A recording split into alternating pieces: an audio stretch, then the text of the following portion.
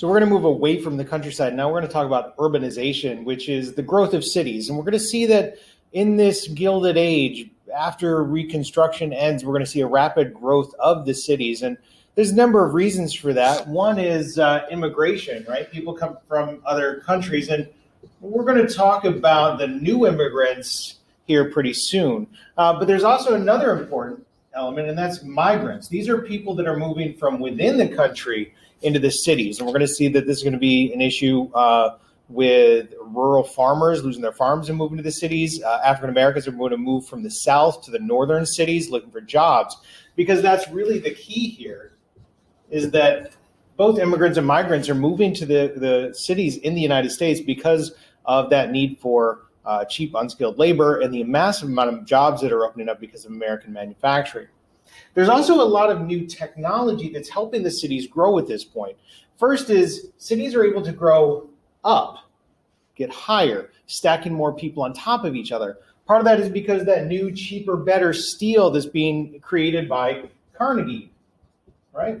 And along with the introduction of the elevator, people used to only build buildings as high as that somebody could walk reasonably, like 4, maybe 5 stories. But now with the elevator, you're going to get the invention of this newfangled thing called a skyscraper, right? The big, gigantic 100-story buildings that are going to grow out of this new, cheaper steel with combined with the elevator. Cities are also able to grow outwards. They're able to expand outwards. People can live further away from the city center and still commute into work. So things like cable cars, subways, new bridges like the Brooklyn Bridge out in New York, and later, it's going to be really important, is the automobile. All of these allow people to move further away from their jobs in the center of the city, particularly middle class.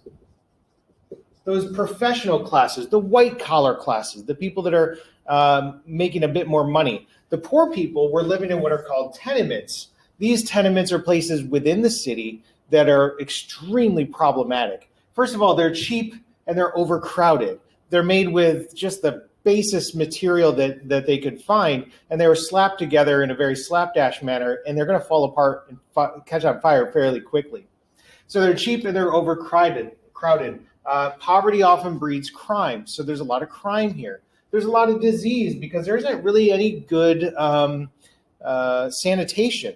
People are using the outhouses, and even the plumbing that they have just kind of runs into the streets. So tuberculosis and dysentery and all these other diseases are going to spread throughout the tenements. Fire is a constant risk. Pollution. Remember, this is an age where there is no cars. Everything is horse-drawn. So horse manure all over the place. The restrooms are all out in the open.